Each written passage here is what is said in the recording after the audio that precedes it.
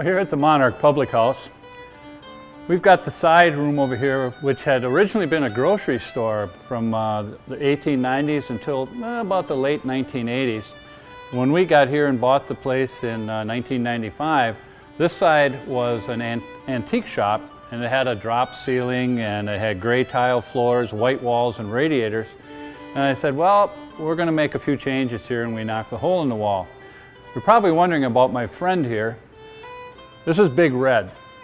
And Big Red is an Irish dragon. And when dragons show up at your door and say, hey, I'm looking for a place to stay, you try to accommodate them. And dragons have a huge history in Ireland lore, just like they did in China, or they did in England or Wales and so forth. In Ireland, dragons with legs are land dragons and are considered protectors of the land and the people upon it. The serpents, which come from the sea or from the water, they have no legs, hence serpent, and those aren't as friendly.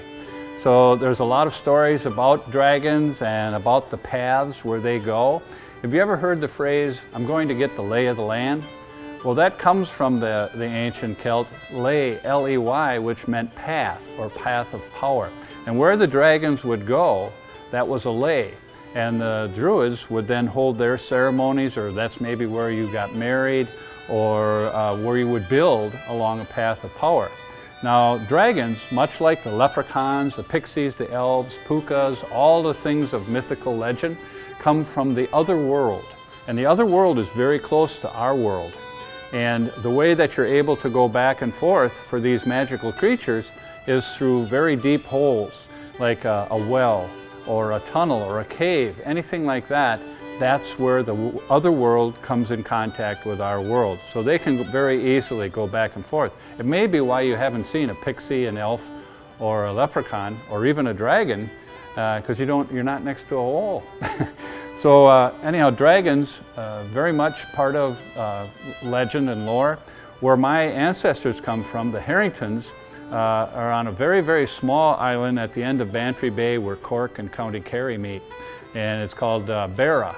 And the O'Sullivans and the Harringtons are generationally from that area. And there's a lot of mining in that area, so obviously there's a lot of holes. And that would be where a lot of dragons would come and go. Back in the days of the rebellion against the British Empire, Barra Island was particularly well known for being a home of rebellion. Gee, can you imagine that, an Irishman being rebellious? And because they were able to hide in the mine shafts and the holes and so forth, whenever the Brits would come in to maybe put down the rebels and hang a few, they'd be taking pot shots at the redcoats. And it got to a point where the Marines and the landing soldiers wouldn't go in anymore because it was the land of the dragons. And so they'd stand offshore and fire a few cannons in to soften the area up before they went in. And as I was growing up, I grew up next door to my great-grandmother, who would always say, no, you behave yourselves or we'll put you outside tonight for the dragons and you'll be living with them from now on. So dragons were a part of my growing up. And when Big Red here, who by the way, his real name is Padraig Joseph Pendragon, came and asked for, wanted to stay here because we have his cousin O'Hegarty out on the sign outside who takes care of the security of our garden. We were of course very happy to have him here. So Big Red here is a big part of the Monarch Public House, and there's a lot more stories about Big Red and the Monarch Public House, and we'll talk about some more of those next time. Sláinte.